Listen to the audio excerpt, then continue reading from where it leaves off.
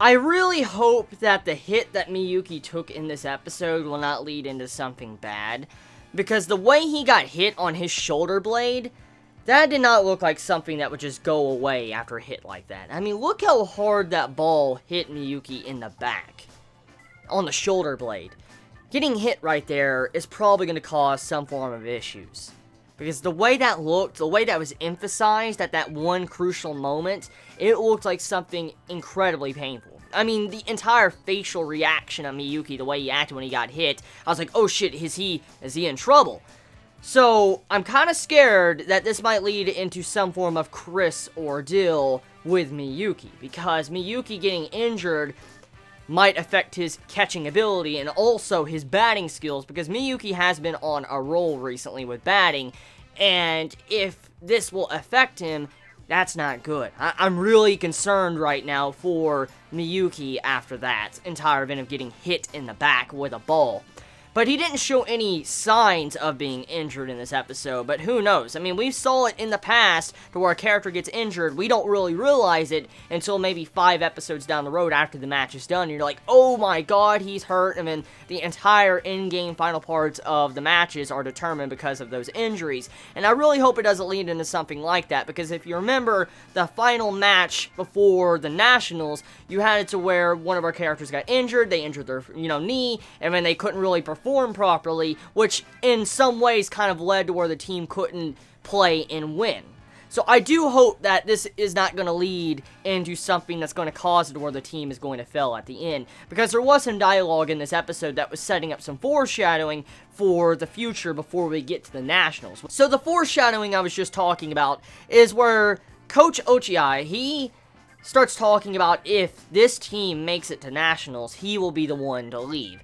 Why he says this is because since the very beginning of his introduction, the way he's looked at our characters, he's always looked at them as like, they're not really that good, oh, there's no way they can make it this far. He looked at Sawamura and thought he was a piece of shit. I mean, look what he said about our main male character. I mean, also how he says it about all of our other characters, like you shouldn't use a wooden bat, oh, you should not, be a switch hitter, oh, I would sacrifice the entire team for Furia, the ace, I'll never make our ace leave the mound. There's been a lot of controversial shit that this coach has said, and him saying that in this episode, it's obvious setup for either A, progression with his character and how he's going to change as a coach, or B, he is going to step down and our coach, Katoka, is going to remain as a coach. Even though he said in last week's episode that he will step down regardless, I'm willing to bet he probably will change his thoughts when he finds out what the coach Ochiai will do, but also what his team has done for him. I just don't think the coach would step down that easy. I don't believe that.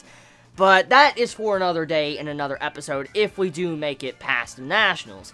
So, talking about this episode in general, besides Miyuki being injured and besides the coach giving signs of foreshadowing for the finale, let's talk about the team we're currently going up against. So, there was a pitcher. The first pitcher starts off, and my first impressions, he was Garbo. I mean, he was the ace, but he was just giving so many balls up, and you had it to where our team was just dominating him, and they couldn't do shit at all. Which, I mean, that could come down to, oh, maybe he's just not having a good day, maybe he's off his game, because we have seen this before from Furia, we've also seen this from Sawamura, so, I mean, everybody can have their off days, and maybe that's what was going on, but from the start of the match, though, the enemy team didn't seem to be much at all, because we were just racking up the fucking hits constantly, getting the runs and stuff, so, I mean, it just goes to show you our team is probably having the better luck of the day.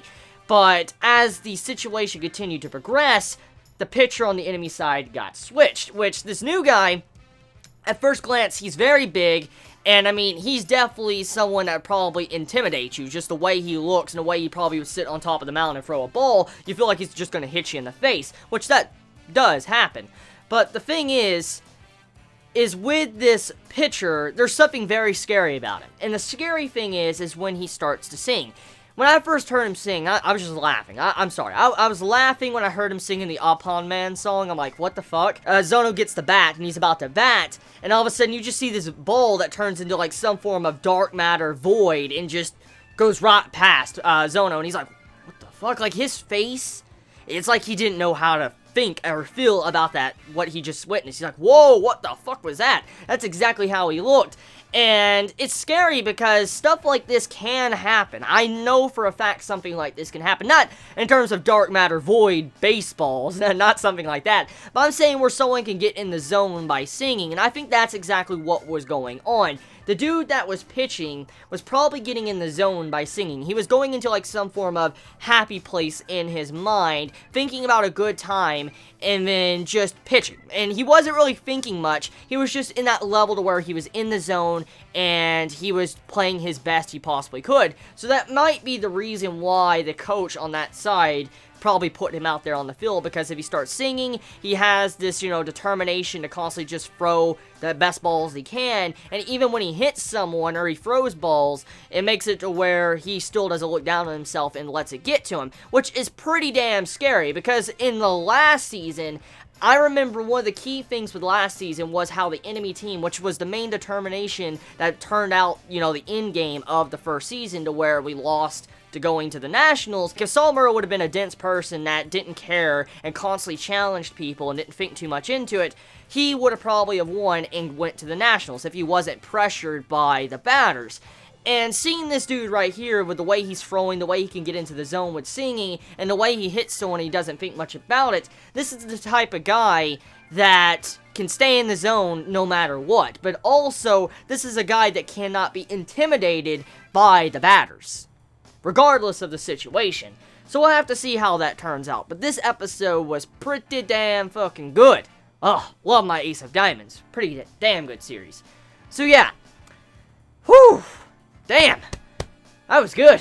I feel like I just said like 50 paragraphs of that. So anyways, you all have a wonderful day or night wherever you live. And tell me your thoughts. I mean, do you feel like Furuya is going to be forced off the mound? Do you feel like he is going to continue to get intimidated by the batters and he's going to have to leave, kind of similar to what happened to Sawamura? Is Sawamura going to have to hold off against him? I mean, I don't really believe Sawamura could probably throw balls to these guys the way they are. But I could be proven wrong. We have been proven wrong by Sawamura, so I'm not going to doubt him yet, but still. Let me know your thoughts in the comments below. You all have a wonderful day or night wherever you live. Please be safe. Chibi out.